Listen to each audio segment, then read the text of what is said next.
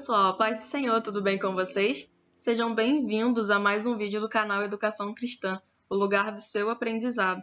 E hoje nós estamos dando continuidade à nossa série, o nosso curso de capacitação para professores da EBD.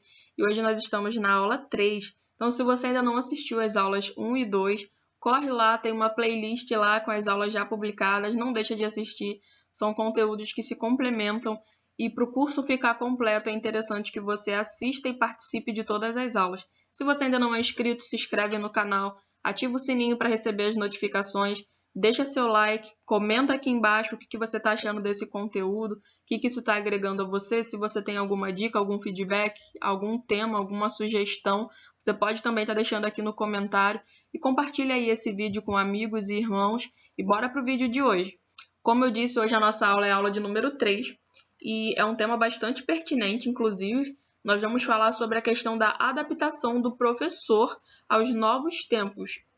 Quando a gente fala de novos tempos, a gente pode querer pensar, né, na questão dessa modernidade toda que o nosso mundo vive, mas vai ter uma aula exclusiva falando sobre o papel do professor na modernidade e na pós-modernidade, inclusive a próxima aula. E na aula de hoje, especificamente, nós vamos falar sobre a adaptação do professor no quesito de cultura, tecnologia, educação e comunicação. Então vamos lá. Novamente aqui nós temos o nosso professor Dominguinho. Ele vai apresentar para a gente aqui o conteúdo geral da nossa aula de hoje. Hoje nós vamos aprender sobre a cultura escolar brasileira. Nós vamos aprender um pouquinho sobre tecnologia, educação, comunicação. Vamos falar sobre a necessidade de adaptação aos novos tempos. E nós vamos abordar também algumas das consequências da não adaptação de um professor nesse cenário todo que a gente vivencia, ok? Bom, então bora lá. Vamos começar aqui falando um pouquinho sobre cultura, beleza? Bom, então vamos lá. No que tange ao termo cultura escolar brasileira, antes da gente aprofundar na educação e cultura, a gente precisa ter uma noção geral do que vem a ser cultura em si. E, por definição, cultura é um termo com sentido bastante amplo, que pode indicar tanto a produção artística quanto o modo de vida, o conjunto de saberes, a religião e outras expressões de um povo. Então, o que a gente define por cultura? É toda uma bagagem de características pertinentes a um determinado tipo de povo. Tem a ver com música, tem a ver com comida típica, tem a ver com vestimenta, tem a ver com crenças, tem a ver com a maneira que aquele povo vive, ok? É por isso que aqui, ó, no mapinha que vocês estão vendo, a gente tem várias pessoinhas representando aí diversas nacionalidades, e mesmo você não sabendo a localização geográfica exata de cada país, só de olhar aqui para as feições, né, de cada personagem representando aqui, a gente tem uma noção de onde seriam essas pessoas aqui, justamente pela caracterização desses bonecos. Então, a cultura ela serve para isso, para caracterizar um povo, para poder dizer como é a história, como é a tradição, como é a cultura daquele povo em si, ok? Então, vamos lá. A cultura escolar brasileira. Quais são os elementos de identidade cultural? Como que eu determino a cultura de um povo? Como que eu estudo? Como que eu sei o que forma e o que não forma a cultura? Inicialmente aqui, cor e raça ou cor e etnia, a religião, a língua, né, que tem a ver com o idioma, o vestiário, música e dança, manifestações festivas, os hobbies, os tempos livres, a gastronomia, que está relacionada a comidas típicas, as habitações, como são as casas, como é a arquitetura daquele lugar, os usos e costumes, como que aquele povo se comporta, quais são as manias, né, daquele povo, história e patrimônio. E aí a gente tem todo esse ciclo aqui, e quando a gente começa a identificar quais são as características do meu povo, quais são as características das pessoas que ali estão, eu consigo elencar a identidade cultural daquele povo. Então, para eu chegar em alguém, para eu chegar a ensinar alguém, eu preciso aí saber e me ambientar para eu não chegar e às vezes ser deselegante, ser mal educado. Então é importante você ter uma noção de como identificar a cultura de um povo. E aí agora nós vamos falar um pouquinho aqui, de forma bem resumida e breve, sobre tecnologia. Então vamos lá, o que é tecnologia? Vamos definir tecnologia em si. A gente fala muito de tecnologia, a gente associa diretamente a robô, a celular, a coisa moderna, mas vamos lá. Tecnologia é o uso de técnicas e do conhecimento adquirido com o intuito de aperfeiçoar e ou facilitar o trabalho com a arte, a resolução de um problema ou a execução de uma tarefa específica. Então, a tecnologia nada mais é do que eu juntar conhecimento e técnica para trazer uma melhoria, para trazer um aperfeiçoamento. Então, tecnologia em si não é um pecado, não é uma coisa ruim. A maneira como você vai usar a tecnologia vai ditar qual o impacto que isso vai trazer na sua vida, seja positivo ou negativo. Mas a tecnologia pura sozinha, ela é benéfica, ela é com o intuito de trazer aperfeiçoamento, ok?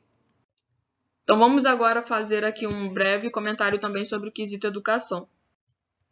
O que seria educação? A gente fala muito de educação, mas vamos definir aqui. Educação ela engloba a aplicação de métodos de ensino que tem como objetivo assegurar a formação e o desenvolvimento pessoal e profissional de determinada pessoa. Por que a gente fala que é desenvolvimento pessoal e profissional? Quando a gente está aqui no quesito profissional, é no que tange ao ensino escola, ok? E desenvolvimento pessoal tange a criação, fala sobre o desenvolvimento que os pais, a família vai dar para aquela criança. Já repararam que quando alguém faz alguma coisa deselegante, né, a gente tem o costume de falar, é mal educado, isso foi uma falta de educação. Porque é exatamente isso, a educação é uma forma de você instruir para o que é certo, para o que vai ser benéfico e para gerar o desenvolvimento daquele ser humano, daquela pessoa. E uma pessoa, quando ela não é bem educada, ela também no quesito dos estudos, ela tende a cometer vários erros que às vezes ela não tem noção que aquilo são erros, ela não tem noção que aquilo são coisas ruins. Então, educação para a gente que é do ambiente de escola bíblica dominical é de suma importância, porque através da educação cristã, né, que é o nosso foco, que é o nosso objetivo, a gente vai garantir o desenvolvimento e o aperfeiçoamento dos nossos alunos e o nosso também. Então vamos falar agora aqui brevemente sobre comunicação. Como vocês viram lá na aula 1, a gente vai ter um vídeo exclusivo aqui falando sobre comunicação. O que seria comunicação em si? É o processo pelo qual uma pessoa entra em contato com outra através de ideias, fatos, pensamentos ou comportamentos e espera que o último dê uma resposta, seja uma opinião, atitude ou comportamento. Então, a comunicação eu dou e espero receber de volta. Ela pode se dar por meio de gestos, como eu estou aqui gesticulando, por meio da fala, como eu estou aqui falando, e a comunicação também pode ser visual, auditiva, vocês me ouvem, vocês podem não estar vendo a tela, mas estão ouvindo a minha voz, ou então até mesmo vocês podem estar vendo o vídeo aí e não ouvindo com o telefone mutado, né? Não sei, mas eu estou me comunicando com vocês de diversas formas e quando você junta todos esses elementos numa coisa só, visual, auditivo, né? O gesticular, então tudo isso aqui a gente tem um pacotão de comunicação e eu transmito a mensagem para vocês e espero o retorno de vocês. Como que seria esse retorno? Através de, né, eu vejo vocês visualizando os comentários, aí eu consigo saber o feedback de vocês com relação à comunicação que eu tenho feito. E aí, como que esses conceitos estão linkados entre si? Olha aqui para a tela comigo. Eu tenho aqui a educação aqui no centro e eu tenho conectado a ela a tecnologia, a comunicação e a cultura. Para eu fazer educação, para eu gerar educação, ou seja, para eu gerar desenvolvimento através da metodologia de passagem de conhecimento, eu preciso conhecer a cultura daquele lugar, eu preciso saber os modos de viver, os hábitos e costumes dos meus alunos, eu preciso saber qual é a forma mais efetiva de comunicação com eles, como que eles me ouvem melhor, como que eles conseguem se contactar comigo de forma melhor. Se eu só falo e não recebo nada de volta, se eu não recebo feedback de volta, alguma coisa na comunicação está falhando. Então, para eu trazer o conceito de educação, para eu transmitir conhecimento, eu preciso garantir que a minha comunicação está sendo efetiva. E a tecnologia é basicamente isso que nós estamos fazendo aqui agora. Nós estamos usando uma plataforma da internet para transmitir conteúdo gratuito através de um computador, através de uma câmera, através aí da onde você estiver conectado, seja numa TV, num PC, no notebook, no celular. São elementos tecnológicos que trouxeram o intuito de quê? Aperfeiçoar um processo. E que processo é esse? O processo de ensino. Hoje a educação não está mais limitada às quatro paredes de uma escola. Você está aí me ouvindo, aprendendo, está sendo educado e a tecnologia está te trazendo essa possibilidade e essa facilidade de acesso à informação, garantindo uma melhor comunicação. Ficou claro para vocês? Então vamos embora seguir. Agora que nós aprendemos um pouquinho sobre cada um desses conceitos, vamos levá-los para dentro da igreja. Nós temos aqui, como exemplo, o nosso mestre, né? Um filme, uma imagem de um filme simbolizando. Ele sempre arrastava multidões e ele tinha diversas metodologias de ensino. Ele ensinava por parábolas, ele ensinava através dos milagres, ele ensinava através de suas pregações e exposições. Então a gente vê que Jesus ele usava as ferramentas do seu tempo para transmitir a mensagem do reino àquelas pessoas. E hoje, o que nós temos em mãos, o que nós temos que fazer é usar também as ferramentas que temos em mãos para poder transmitir a palavra. E não sei se todos sabem, mas de forma bem superficial, muitas das parábolas de Jesus elas simbolizavam aspectos culturais do seu povo, aspectos culturais do povo judeu. Então, muitas parábolas ele usava com o intuito de, tipo assim, se a pessoa já vive isso, já sabe que o casamento funciona assim, já sabe que a veste é assim, já sabe que o semeador faz dessa forma. Estou exemplificando para vocês. Eu vou usar dessas histórias que são do cotidiano delas, que são da realidade delas, de colheita, de plantação, de festas, para eles entenderem a mensagem do reino que eu quero transmitir para eles. Então, às vezes é mais fácil quando você está situado com a cultura dos seus alunos, quando você está acostumado com a maneira de viver deles, porque fica mais fácil você trazer uma aplicação prática para o seu ensino. E era exatamente isso que Jesus fazia. E a questão da comunicação, que eu abordei bastante lá nos slides anteriores, que ela tem que ser efetiva, ok? Eu preciso comunicar e saber que eu estou comunicando e que as pessoas estão recebendo a comunicação. Eu preciso avaliar que os meus alunos estão aprendendo e entendendo o que eu estou passando para eles, ok? E aí, agora que a gente tem um alerta, né? A necessidade de adaptação. Vocês podem reparar que aqui tem um camaleãozinho. E a gente não deve confundir de maneira nenhuma a adaptação com trazer maus hábitos e costumes que não condizem com a palavra de Deus. Quando eu venho falar de adaptação, eu não estou de maneira nenhuma te induzindo a você colocar coisas mundanas dentro da igreja, de maneira nenhuma. Não é trazer o mundo para dentro da igreja, levar a igreja para o mundo, mas de uma forma sem perder os nossos princípios. E como que a gente faz isso? A gente tem a palavra de Deus como peneira, a gente tem a palavra de Deus como crivo principal. Então, adaptar-se é ajustar-se, mas lembrando sempre de ter a palavra aí como centro. O fato de você estar nos assistindo hoje aí da sua casa, do seu conforto, da condução, aonde você estiver, isso é uma forma de adaptação do ensino. Então, percebam que não é uma coisa ruim adaptar-se.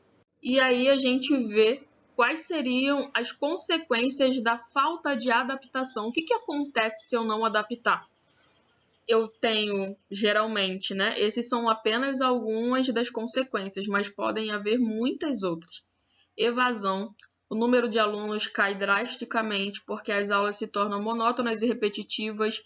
E aí você não olha todo aquele contexto lá que a gente falou de tecnologia, cultura e comunicação. Está falhando em algum deles, a educação não é eficiente. Então os alunos começam a sentir isso, começam a perceber, ficam desmotivados e param de frequentar.